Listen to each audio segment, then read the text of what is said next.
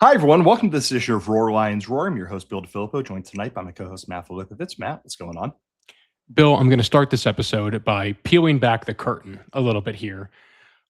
We apologize for no episode last week. I was off in Ireland exploring the countryside. I loved every second of it. I explored both Ireland and Northern Ireland, had a great time. Countryside was full of sheep, which was very neat. And all of the cities had fantastic pubs. I had a lot of Guinness. I had a good Pilsner. It was a ton of fun. So apologies for no episode last week. And then, Bill, apologies. Real quick, it must have been one real good Pilsner if you pulled it out. Like if you had to say the stereotypical thing was I drank a lot of Guinness and then you went in this one Pilsner I had. It had a fox on the logo. I don't remember the name of it. They're not a sponsor, but they could be. I want to say they're a Belgian beer. I could be wrong, but I hadn't seen it like in mass before, and I saw it like a couple different places like advertise it on like their umbrellas outside, and I'm like, yeah, whatever, I'll give it a try, and it was fantastic. I really enjoyed it. And I also, Bill, I want to apologize for right after we said we're going to be back on YouTube, the quarterback preview did not end up on YouTube. Inside Baseball, Bill, every single podcast we have recorded for like the last 6 years has had some kind of technical difficulty because of me. My laptop was ass for so many years, and I finally got a new laptop. And the quarterback preview cut out, and we had to restart the recording. And editing that audio is fine, but the YouTube portion takes forever. And I work full time. I have stuff going on. I just didn't do it. Hopefully, Bill, from here on out, with the new computer, this will be the start of a much smoother era of the Roar Lions Roar podcast. So that's what's new in the last 2 weeks with us. I'm excited to talk running backs with you, Bill, as we get back on track for our season preview season. How are you? What's new with you? Not much. Nothing parts in particular. I'm just sitting here waiting for the World Cup. Like I truly have nothing going on. Here's how little I have going on, Matt. Things are so normal for me that I have had "You Ought to Know" by Alanis Morissette stuck in my head the last couple of days. Oh, that's a great song. And again, things are so normal for me that I'm like, is that a normal thing for a person who is in like a very happy relationship to have stuck in their head? Because "You Ought to Know," as you ought to know if you have ever heard that song before, is one of like just the most like raw and guttural and emotional and visceral songs I have ever heard. And it's all about there are people who have heard "You Ought to Know" before and are like, Bill, this is horrible podcasting. But yeah, like it's just a song that you normally don't listen to or normally have stuck in your head when things are going well for you. And yeah, I'm doing great. Like seriously, the World Cup starts in 2 days. And I was talking about this with my coworkers the other day. That's going to get me through this next month. And what else is going to get me through this next month is doing this podcast and talking about Penn State football. Because one more thing. Go ahead. If I may. If you're the gentleman in the ice cream parlor in Dublin with the Penn State sticker on front of your coolers, I know we made eye contact, and I'm sorry I didn't come in and say hello. I got very confused and kept walking. So I apologize in advance, but hell yeah to that guy. So the guy was inside and you were outside. He was, yeah. So he clearly worked there. He was like behind the ice cream display thing, an older gentleman. And I saw the Penn State sticker, and I like did like a double take, and I was going to say something, but I was there with my whole family, and I'm like, I don't want to strike up my whole family's Penn Staters, and my mom would end up talking to that guy for 6 hours, and I'm like, we have dinner to get to. So, but shout out to that guy. That was neat to see. I was going to say, I feel like I live in a place that is not exactly teeming with Penn Staters. You're kind of similar, Matt. There are obviously more Penn State people who end up in Chicago than end up in Columbus, Illinois, or Columbus, Ohio. But I feel like if I was abroad, or if I was in a place that has zero Penn State footprint, and I saw a Penn State thing, I wouldn't be able to help myself even if I had a dinner to get to. We actually, when my girlfriend and I were in Stockholm a few years ago, she saw someone with an Ohio State shirt on, and I was like, I kind of want to, like, even though I am in no way, shape, or form a Buckeye, I kind of want to go talk to this person because I just want to know, like, what is the sequence of events that leads to a person in Ohio State gear ending up in Stockholm, and also how close do you live to me? So it would have been very funny to learn that this person at the ice cream parlor is like originally from Allentown or something, and next thing you know, you were talking to them for now. But neither here nor there. Let's get to talking about the thing that people actually want to hear us talk about, other than You Ought to Know and Jolly Old Ireland, and that is Penn State's running backs room. And as you know, if you listen to our quarterbacks preview, the way that we are doing this is we are going position by position on Penn State's roster and talking about the guys who are going to make up that given room, talk about the starter, talk about the depth, rank them among Penn State's units on either side of the football, and then end with a little bit of a game. And Matt, this is a really weird one to talk about for one very simple reason. Whenever we have talked about Penn State's running backs room over the last 4 years, we talked about two guys. We talked about Katron Allen. We talked about Nick Singleton. Even in 2022, when they were like coming up in Penn State's running back, when they were true freshmen, Kayvon Lee and Devin Ford, it seemed like it was primed for at least one of the freshmen to take the reins from them, which both of them ended up doing. And it was 4 years of that. It was 4 years of Katron Allen as kind of the bruising back, Nick Singleton as the explosive back, the highs that came with them, the lows that came with them. And now both of them are gone. Both of them are no longer on Penn State's roster.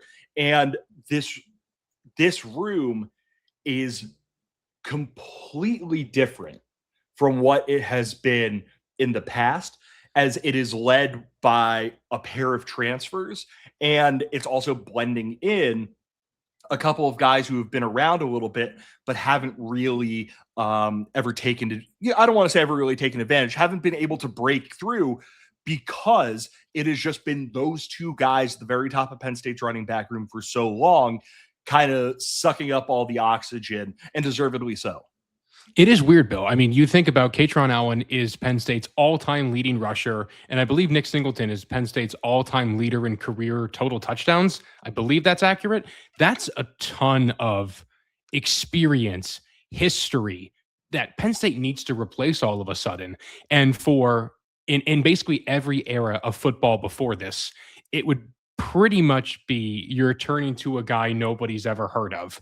But now with the era of the transfer portal and the importing of a lot of Iowa State guys, all of a sudden you're bringing in two backs in Carson Hansen from Iowa State and James Peoples, who I believe started earlier in the year at Ohio State, who know what it's like to compete in the highest level of this sport. And that's not even factoring in a guy like Quentin Martin, who I believe went over 100 in the Pinstripe Bowl. And then a guy like Cam Wallace, who has been maybe how do I want how to describe what Cam Wallace's career has been? Because it hasn't been disappointing because he's been hurt and there was really no air for him to break through, is a good way to describe it. Like Cam Wallace has just been the I guess satellite that's been orbiting this running back room for a long time. And now I'm excited to see what he can do. Again, I probably feel like he's fourth in that room as things currently stand, but it's just so fascinating, Bill, because yes, there's a lot of unknowns from the Penn State perspective, but I feel like we have a really good idea of what Carson Hansen, James Peoples and Quentin Martin can give you at least. I'd push back a little bit against that, but we'll get to that. Okay. Once we actually, kinda. Yeah, I figured it would be. Yeah, I'm glad you mentioned Wallace there, because he really did seem like he was in line to be a guy who could step in and just give them something a little bit different compared to Allen, who was the more physical back, the one cut, get up the field kind of guy, and Singleton, who was the explosive guy, but also had that element of power to him in that he was just like a pure straight line speed guy. I was say the no cut. Yeah. I actually forgot that Wallace against West Virginia and Kent State in 2024, he got 9 carries in both of those games. So it did seem like, I think, against Kent State. He scored against Kent State, and that was the game where he suffered the injury that held him out the remainder of 2024. And he had to work back from in 2025. He got 6 carries in 25. But as I look at this running back room, running back is always going to be a position that is very dependent on other positions. It's very dependent on the offensive line. It's very dependent on the quarterback. Like, all that's going to apply.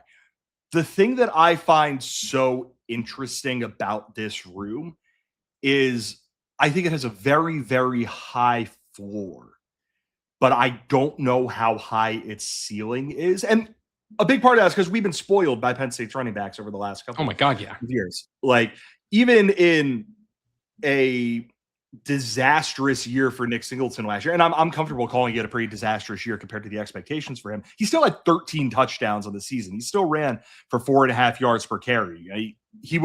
That was their other running back compared to their guy who ran for 1,300 yards. So, like, I don't know if Penn State's room this year is going to be able to reach the highs that it had over the last 4 years, but I think it has a very good and very solid running back room where it's two guys who are proven-ish. Hansen, not at the Big Ten level, but he was really good at Iowa State. 5 straight 100-yard games to close out 2025. Yes, at Iowa State, 151 carries for 752 yards, 5 yards per carry, and 13 touchdowns. 2024, last year, 188 carries, 952 yards, 5.1 yards per carry, and 6 touchdowns. And then Peoples, a nice but not super relied upon guy at Ohio State. Both of them kind of have that sense of, like, how do you play in a running back rotation? How do you take advantage when it's time for you to go onto the field? Martin has, I would say, the highest ceiling of the bunch, but I think we know, well, not I think, like, we kind of objectively know way less about him than we do about the other two guys. Just because he's had one game in his entire career where Penn State went, okay, Quentin, we're going to see what you could do. And it was last year's Pinstripe Bowl. And technically, Bill, he didn't even start that game. Corey Smith started that game. Yeah. So, like, it's a very interesting running back. Do you agree with that assessment where, like, I don't think we're going to be sitting here saying, like, oh man, James Peoples, he has an All-American shout. But I think Penn State has, in those three guys who can get them 500, 750 something yards each.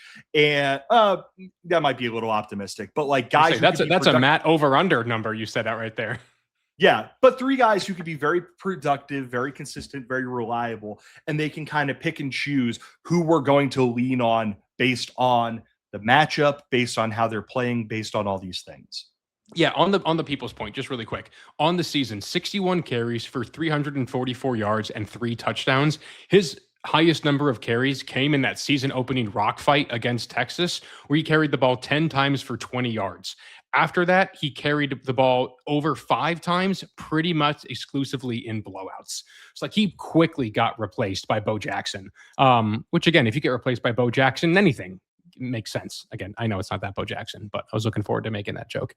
Yeah, Bill, I think that with these 3 guys, it opens up a lot of different doors for Penn State, especially as they start to figure out their offensive identity, in that if there's certain things that fit Hansen's skill set. Hansen's not a terrible receiver, 19 catches, I believe, on the year last year. Quentin Martin, I think, is the best pass catching guy of this bunch.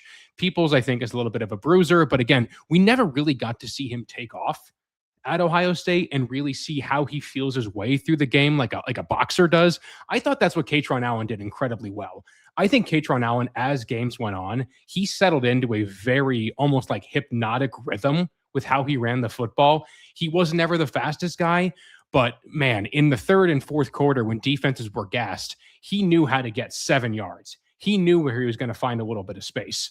So I'm really just intrigued to see how they play this out with these 3 guys with 3 fairly different skill sets. And again, pairing him up with Rocco Becht, a quarterback who can run himself, not that I think they're going to make him run a ton, I think opens up a lot of great possibilities for Ryan Clanton's offensive line to push some guys around and then these running backs hit their holes and find some explosive plays. I don't think it's going to be as feast or famine on explosive plays as the 2024 Penn State offense was. But yeah, Bill, I can see a scenario where a couple of these guys are averaging 5.5 yards per carry for large portions of the season. And that's gonna win Penn State games this fall. I don't care who it's against. If you can have 3 different set of fresh legs churning out yards late in games, early in games, early in drives, late in drives, it's only going to help your football team put up points. Yeah, absolutely. I really do appreciate the fact that Penn State can go into the third or fourth quarter of every single football game knowing what guy they have to ride because of how he has played in the first 2 or 3 quarters of the game. Like it's a nice little luxury to have. And Penn State hasn't really had that luxury in quite a while. In 2000, for the 4 years it was Allen and Singleton, it was just Allen and Singleton. 2020 and 2021, things were just such a disaster in the running game. 2019, Journey Brown, Noah Kane, Devin Ford, Ricky Slater, like they had a lot of options. And I would say that is kind of the analogy in terms of how I think the room is going to allocate things, with the difference being that I don't think anyone's going to average 7 yards a carry like Journey did. But Journey Brown, 129 carries. Noah Kane, 84 carries. Devin Ford, 52 carries. That's Ricky probably Slade, the best 47. example I can think of, Bill, of like a true more than 2-person running back by committee. Because I remember years ago, we were talking about who's going to be the third running back. This might've been way back in 2023, 2024, when those teams really looked strong and you were looking for, camp battles to be into. The third running back traditionally doesn't really do all that much, maybe 5 touches a game maximum on the absolute high side on average. I think that calling out the year when it was Journey and Noah and Devin and all those guys is probably the most apt comparison we can hope for, because that was a true running back by committee season, which I think is incredibly rare. And that might be the only true example for Penn State I can think of. Maybe if we want to go back, Bill, a Zach Swinack, Bill Belton, Nikhil Lynch season, maybe. But even then, Lynch was so clearly the third guy in that group. And the one thing I will add about 2019 on top of that is that was however many carries for those 4 running backs. Penn State's quarterback room that year of Sean Clifford and Will Levis had 167 carries, and I don't exactly think Rocco Becht is going to be carrying the football that much this year. So you can even continue to allocate those out a little bit further and say something like, okay, you have your one guy who's going to get 130 or some odd carries. You have another guy who's going to get 100 some odd carries. And then you're going to have 1 or 2 more guys around the 50, 70, something like that mark. And I think Penn State is in a really good position to do something like that, which, Matt, we start these by doing the starter and the depth guys. I truly have no clue what I'm saying for this, because I don't know how I could even begin to say this guy is going to be the starter when I don't necessarily think they're going to have the one bell cow guy in their running back room. I think that's fair. And I wish, Bill, I knew how Matt Campbell was going to handle announcing the starting lineup, because for years under Franklin, I want to say Penn State's offense announced 15 starters, and I want to say the defense announced maybe 14 starters. It was incredibly funny how they did that for a long time. But let's say we're going back to an era where 11 starters are announced. I'm going to say, and in terms of who I think is going to get the plurality of the touches in this group, I'm going to plant my flag with Carson Hansen here, just because familiarity with the offense, an understanding of how to run behind an offensive line that's being commanded by Taylor Mauser, how to play alongside Rocco Becht and all those other guys. And again, like I mentioned earlier, Bill, he had a little bit of a dip in his production last season towards the middle of the season. I want to say that was a little bit of an injury issue, but he closed out the year with 5 consecutive 100+ yard performances, including, and listen, I get it, they got smoked by, not really smoked, they lost by 14 to BYU, but 16 carries for 152 yards. That's 9.5 yards per carry. Against Arizona State, 18 for 113. TCU, 28 for 108. Ignore that yards per carry. That's a hell of a performance by the TCU defense to limit them there, but they got the win by 3. Against Kansas, 22 for 120, and against Oklahoma State, 25 for 111. And I understand those defenses aren't Big Ten defenses, but still, that's a kind of confidence that he can carry into the season. And I just feel like, at least to start the year, Hansen is probably, I mean, this could easily, Bill, be similar to what we saw in 2015, where Akeel Lynch was the starter for the first couple of games, and then Saquon took over and it never was the same again. That could easily happen, but as we sit here right now on June 9th, I'm going to say Hansen is technically the starting running back for Penn State. I would agree with that for a lot, basically the same reasons that you mentioned. Like the fact that he knows the offense, the fact that he knows Rocco Beck, the fact that Matt Campbell and Taylor Mauser and everybody knows him and just kind of how he goes about his business.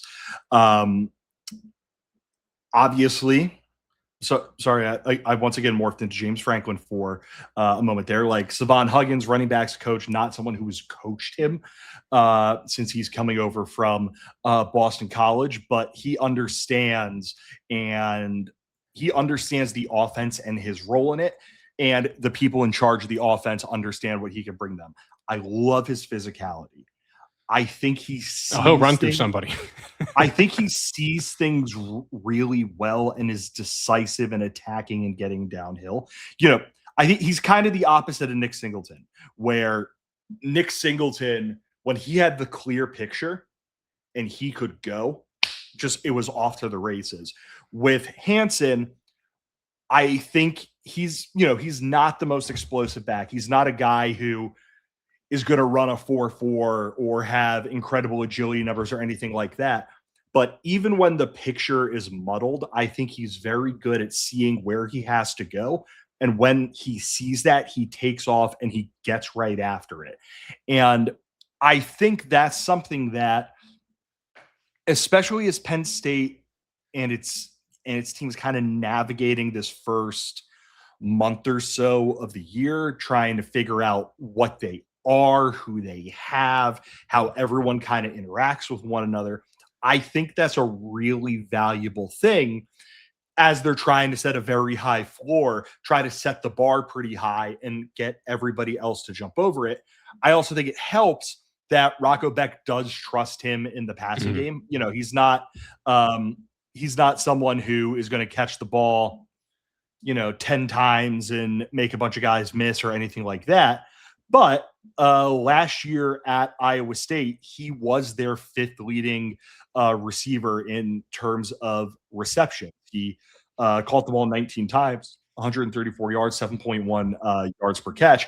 If you watch a lot of the times when he catches the football, it is Rocco's looking downfield, Rocco's looking downfield, Rocco's looking downfield. There is nothing there for him. He just looks over. He goes, all right, I'm dumping it off to Carson. I'm going to take what I can get. And I think there's a lot of value in having a safety valve like that. Also, on that point, Bill, Hansen's 6'2", 220, I want to say is his official listing. I have it up in front of me. Yeah, that's right. That's not the kind of guy who is going to be afraid to put his body over the middle against a linebacker. Like, he's not a tiny little running back. That's a legitimately big dude. So having that kind of guy in the passing game to be your check down where you can make a play on the football, I think, these aren't all just going to be little screen swing passes. You can put him out there and play him like a receiver from time to time, like how I think people imagine they would use Quentin Martin. That's an asset to have, no matter how you swing. Yeah, for sure. And I think it helps that he has a really good counterweight in James Peoples as like the starters in the running, starters in the red back, and Quentin Martin. Like, I think Penn State has it has 3 starters and it has 3 depth guys, in that it has 3 potential guys who could be the starter in Hansen, in Peoples, and in Martin. And then it has 3 guys who could be the depth, which is the 2 of those I just mentioned there, who are not the guys you're relying on, and Cam Wallace. And I think Peoples complements Hansen very well from what we have seen, where he churns and he's really good at getting an extra yard or two when it looks like a play is over. That was something that really popped when I watched him, a little bit before we did this. He's very good at like, I'm going to turn this 5-yard gain into a 6 or a 7-yard gain. I'm going to turn this 7-yard gain into an 8 or a 9-yard gain just by getting those 1 or 2 extra yards. And he's another running back who gets downhill, is more explosive than Carson Hansen, a former 4-star recruit, top 100-ish guy. But I also think we didn't see a ton of it at him at Ohio State. So we don't fully know what he is as a football player yet. And part of getting to Penn State is going to be, how can we continue to mold you as this 5'10", 206-pound ball of clay who has played a bit in the Big Ten and continue to make you a better football player, especially someone who has a little bit of explosiveness to potentially complement what we have in Carson. I mean, explosiveness and leg drive. Like, that's what you want out of smaller backs. Not that 5'10" is the smallest back in the world, but that's exactly what you want to see out of the guy who might have the responsibility of, all right, 3rd and 2, go get us 3. Like that could very easily, not like in the traditional power back sense. And, we're lining up I formation and, Hansen's the fullback at 6'2", 220, throwing guys out of the way. But that could very easily be the scenario where you just try to hide him a little bit more, see if you can squeeze out those extra yards. Peoples being kind of this known commodity with a lot of question marks is a very interesting space to exist in, because I don't care who you are, man. If you can start on offense at Ohio State, especially with the kind of rosters they've had the last 2 years, you've got the ability to play. And I'm extremely curious to see how he plays out in more of a timeshare situation in his position room rather than getting usurped situation in his running back room like he had last year. Can we talk about Quentin Martin for a second quick? Because I don't want to make this sound like a 2-man race. Yeah, well, no, Martin is kind of the third starter here, and I think he's fascinating because I think he is a complete wild card. And I don't think we know what he is as a football player beyond a guy who had a really good bowl game. And I think he is a boomer bust guy, but they have 2 guys in Hansen and Peoples who, if it turns out he is a bust, if it turns out he's a guy who can't really, you had your moment in the Pinstripe Bowl. You're just not really cutting it as an every down guy in the Big Ten. That's okay. We have these other 2 options, but if he booms, I think he could potentially be the guy who takes over and is the number 1 of the running back room. In that Pinstripe Bowl, Bill, 20 carries for 103 yards. Those are also his season stats. He did not register a carry outside of the Pinstripe Bowl. This guy is so fascinating to me. Redshirt sophomore now, hard to find, patient former, what was he, Bill? Was he a top 150 recruit? I want to say hard to find patient top 150 recruits in this era of college football.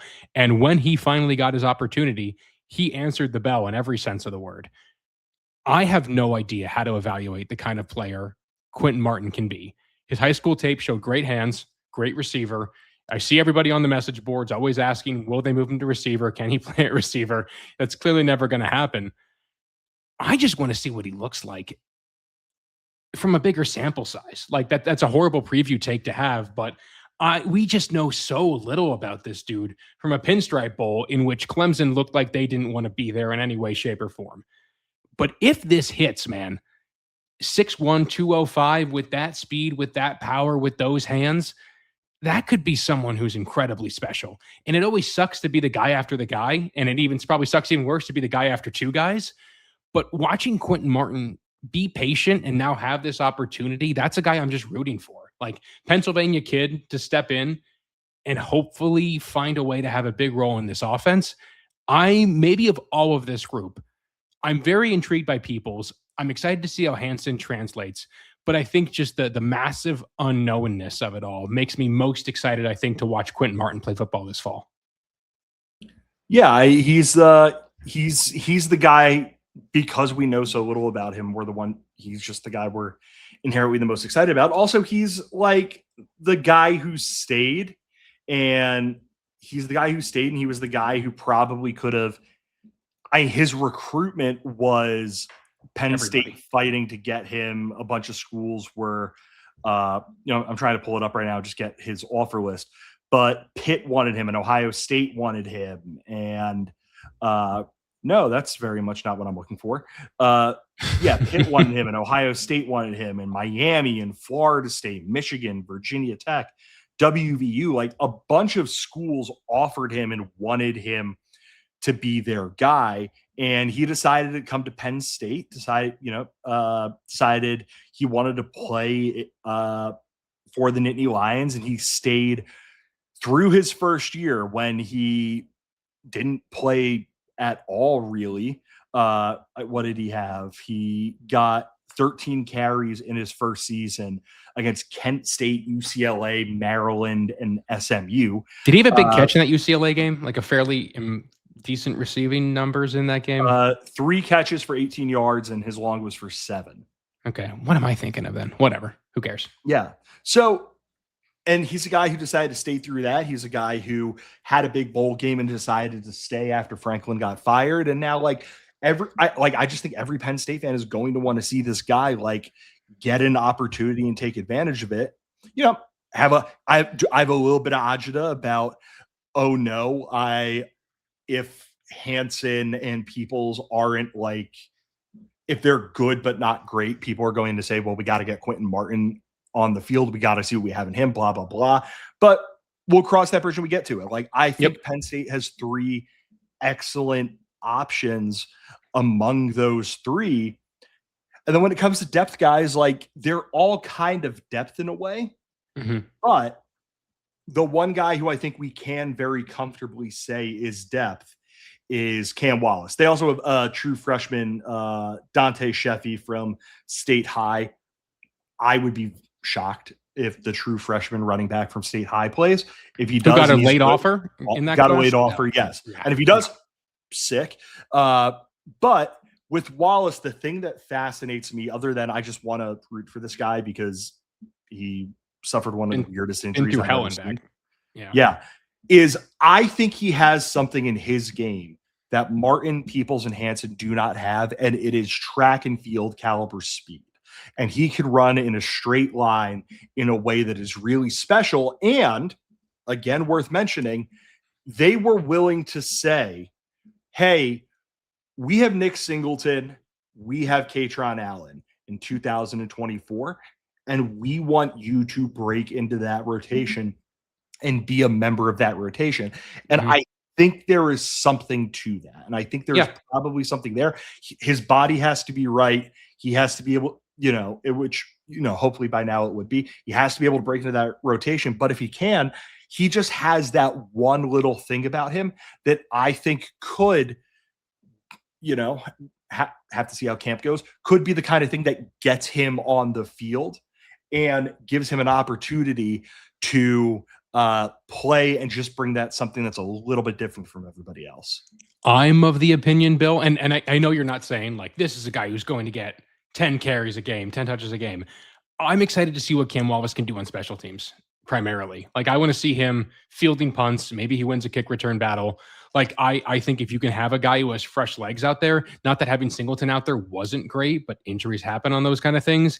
If you can kind of make him a specialist there, I'd be very intrigued to see what that looks like. And again, anything he's able to give you on the field this season feels like gravy. And, I don't want to be dismissive, but I just have a hard time seeing him crack the top 3 consistently unless he just goes out there and beats a guy in camp, which, in that case, more power to you. To watch the fairly lowly rated 3-star from Georgia come in, go through all that injury stuff, go through position coaches, and this is going to be his 3rd one in 3 years. The coaching changed.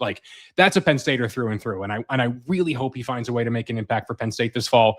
But I feel like it might be more on special teams, at least given what's ahead of him in that room as we see things right now. So what we are doing on all these podcasts is ranking where we have each position group, rating where we have each position group in relation to everything else on their side of the football. Penn State's on one side of the ball, we were doing quarterback, running back, wide receiver, tight end, offensive line. Our last podcast was quarterback. I had quarterback as Penn State's number 3 room. Matt, you had it as Penn State's number 5 room. Where do you have the running back room in your ranking? I'm going to put them square in the middle. I'm putting them at number 3. I think this room has a very, very, very high floor, but I don't think it has the highest of ceilings. And again, maybe some of that is I'm coming off watching 2 all-timers for Penn State, and I remember how frustrated I was back in 2021 and 2022 when I thought there were just some nice pieces in that room and how it didn't really translate all that well. I think this group is better than what they had in 20 and 21, but still, I don't think it's particularly close to what it was the last couple of years. So I have this very clearly as 3rd. I think it's pretty much the exact middle of what I think this offense's strengths are going to be. I think that's pretty reasonable. I have them at 4, just because I don't think they have that very top end ability. I had quarterback 3rd and running back 4th. I said I think Rocco Bex has the potential to be one of the very best quarterbacks in the Big Ten, and that is why I have them above, just because I'm betting on the ceiling. With running back, I'm putting them at 4 because I don't know if they have that ceiling, but I'm very confident that they are going to be able to do something and be a positive. I don't think there's like a huge drop off between quarterback, running back, and then what I have in 5th.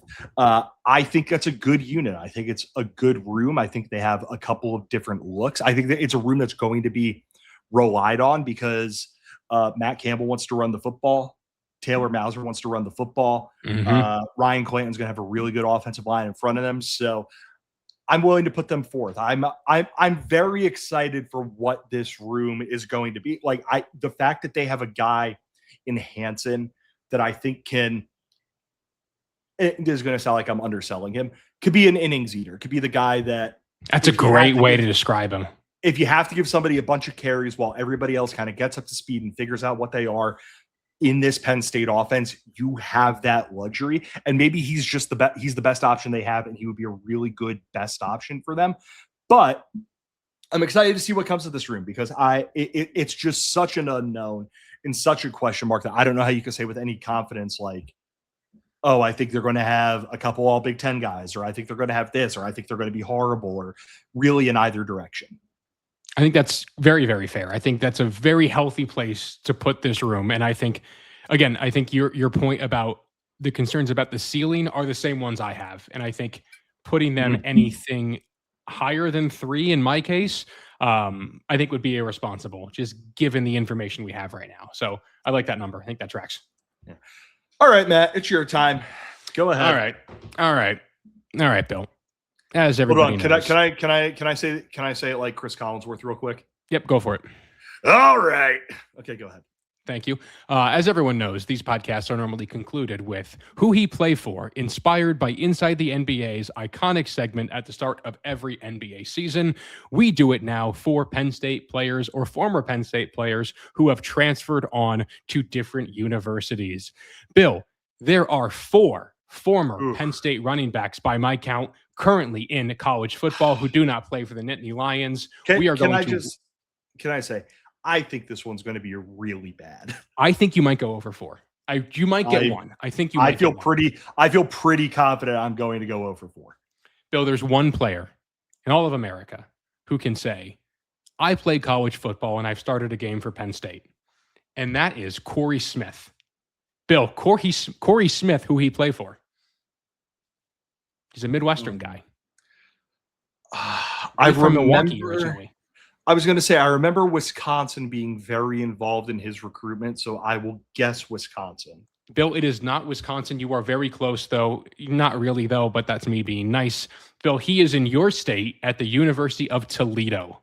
Oh, really? Okay. He is. He is indeed. My dad stopped there after he last came out to Chicago to see me, and he bought a hat. He was very excited about it. Yes, they if I remember correctly, Toledo, there's some football tied to the city of Toledo and like Italian Americans. Keep talking. I'm going to look it up. Okay. All right. No, Bill, I need you to lock in for this one because if you get this one, I will be floored. All right. Hold on just real quick. It is a football game called the Italian Bowl. I know absolutely nothing. Italy's American Football League in 2025 played its championship game in Toledo. Sure. Sweet. Fun. Sweet. Okay. Bill, a Scranton native. Okay. Came to Penn State. Okay. Never really saw the field. Bill, London Montgomery, who he play for? Eastern Carolina. Bill, I know you feel good about that, but that is wrong. He no longer plays for Eastern Carolina. But, he has since moved on. God. But, Bill, you get a second shot here. He is paired up now with a member of Penn State's coaching staff from last year. A member of Penn State's coaching staff from last year. Not necessarily the running backs coach, but he currently is in the building with someone else who was at Penn State last year. Is he at Michigan? He is not at Michigan. Okay. It's a great guess, though. He is down in the SEC, Bill, at the University of Florida alongside Phil Trautman. Okay. Best of luck to the Scranton native down there. Yeah. Playing with whoever Florida's coach is since they fired Billy Napier, the old Tulane coach. I forget his name.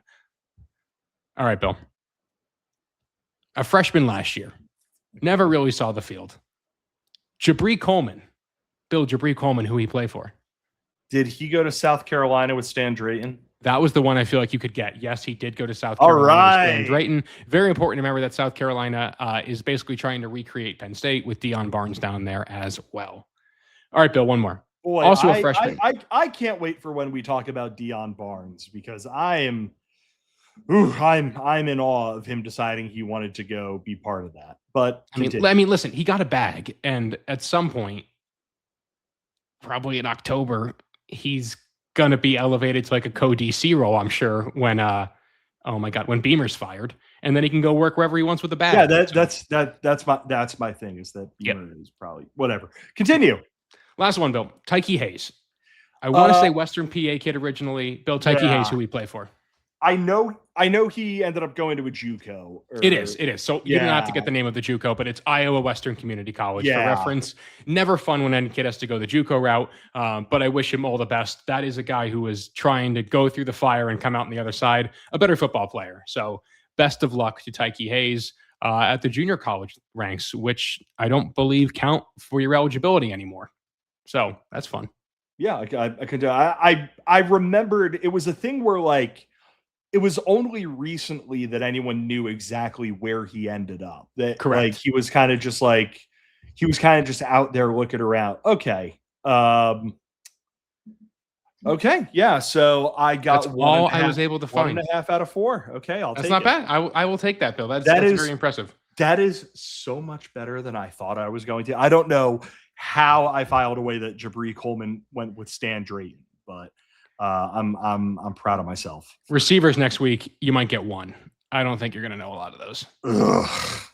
Yeah, that one's going to be tough. But we will cross that bridge when we get to it. Matt, any final things to tell the people before I send them off into the rest of their week? I have a lot of thoughts about Sorsby. I won't do that here. We don't got to do that. We don't got to do that right now. We got 2 minutes to kill. Go ahead. All right. I completely respect the fact that a gambling addiction is an addiction, and that is something that I wouldn't wish on my worst enemy. That feels like an incredibly shady legal argument to make in this case from the Texas Tech perspective. Just because it doesn't automatically remove blame from a bad situation. I have no idea how the NCAA survives this unless they get the, Congress steps in, which we've heard about a little bit this past week. But this feels like the true straw that breaks the NCAA's back if he is indeed able to play. Like gambling on your own team and the NCAA can't even suspend you for that. Like if that's the case, bro, it's over. Yeah, collective bargaining. We need a CBA in college sports. Like it is the thing that I was always basically more than anything else that James Franklin would do. the most proud that I would be when he was Penn State's coach was he was very loud about the need for a collective bargaining agreement. And we need one of those very, very badly. Because if it's a situation where, if it is a situation where something that for all of the history of American sports, going back to the Black Sox scandal, or it's the reason why the greatest hitter, just the greatest contact hitter in baseball history, is not in the Hall of Fame. It is the reason why, Italian soccer has had gambling scandal after gambling scandal after gambling scandal. Like, this is like the one thing it is universally agreed upon that you can't do. And if there is no like mechanism in place to say you can't do this, it is a problem if you do this. And it could just go to some judge that is down the street from your university, and they could say, "Oh yeah, you're good. Actually, it's fine." That's a problem. It gets to a lot of other issues with a lot of other things that we are not going to touch on. But the fundamental thing, I feel for Sorsby, like you mentioned, the fact that he has a gambling addiction, it's something that he has sought help for. I hope he continues to get help for. I hope he never goes down that path again. But that just at the same time, like, does pride not kick in if you're him? Like, he has done one of the most objectively wrong thing in sports.